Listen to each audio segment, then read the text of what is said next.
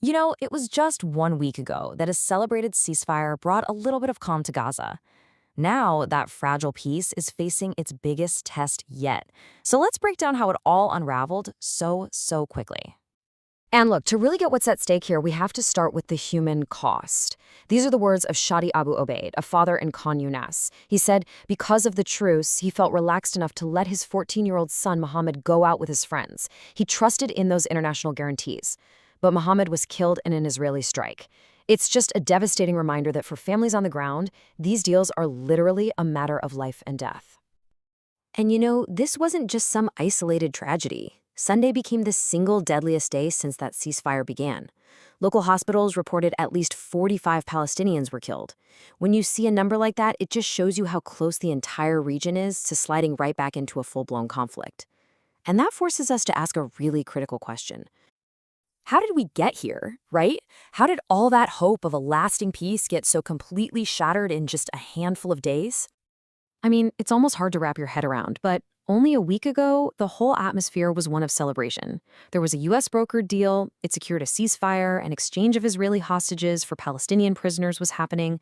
U.S. President Trump even got a hero's welcome in Israel. It really felt like maybe, just maybe, a corner had been turned.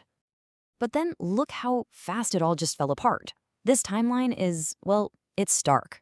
October 10th, the ceasefire starts. By the 12th, you've got diplomatic victory laps. But just a week later, on the 19th, 2 Israeli soldiers are killed, and by the 20th, Gaza is right back to enduring its deadliest day in weeks. I mean, the speed of this collapse is it's breathtaking. Okay, so what was the actual spark? What was the breaking point that set this whole thing off? Well, the flashpoint, the thing that triggered this massive escalation, was an attack on Sunday, down in the southern city of Rafah. 2 Israeli soldiers were killed, and that one single event kicked off a chain reaction that has put the entire agreement in serious jeopardy. And right away, you had 2 completely different stories. The IDF immediately called the attack a blatant violation by Hamas, but then Hamas came out and denied any responsibility. They claimed they'd actually lost contact with their fighters in that specific area months ago and accused Israel of just making up a pretext to restart the war. It's like there was no shared reality from the get-go. Israel's response? It was swift. The IDF hit dozens of what they called Hamas terror targets all across Gaza. But this is where it gets so tragically complicated. Because while yes, Hamas members, including a commander, were confirmed killed, footage and local reports also showed that civilians, including children, were killed too. It just highlights this devastating challenge of telling combatants from non-combatants in these strikes. So look, it's not just about what happened. The real question is why it was even possible for it to happen. And that brings us to the fundamental weaknesses that were kind of hidden inside the ceasefire deal all along. According to journalist Amir Tabone of the Herald newspaper, the deal was basically flawed from the very start. He said it was, and I'm quoting here, full of vague wording that left significant loopholes. And in a deal this fragile, vague wording isn't just a minor detail, it's a recipe for disaster. It basically lets everyone see what they want to see in the fine print.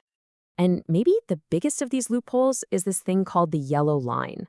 It's a brand new term for a new reality on the ground, an informal, really contested border drawn inside Gaza, splitting the areas held by the Israeli military from everything else. This is a huge change, creating an internal division that just wasn't there before. And here is the problem. Nobody seems to agree on exactly where this line is.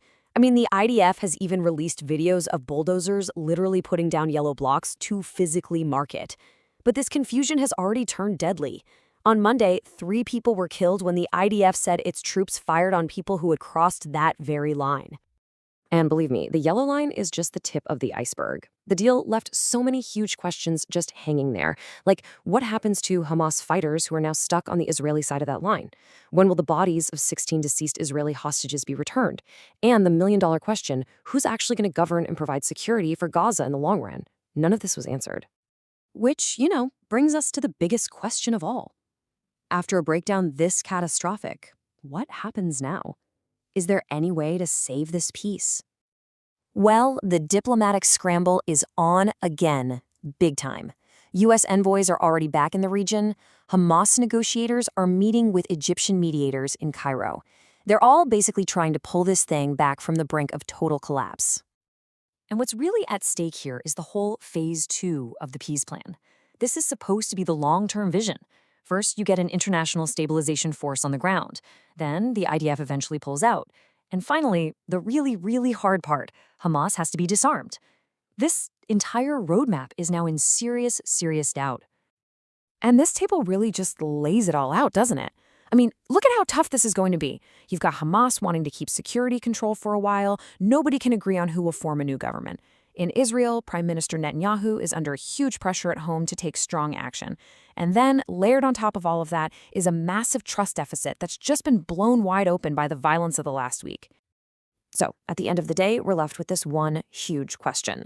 The deal was built on a shaky foundation to begin with, full of loopholes and things nobody agreed on. Now, after all this, trust on all sides seems to be completely shattered.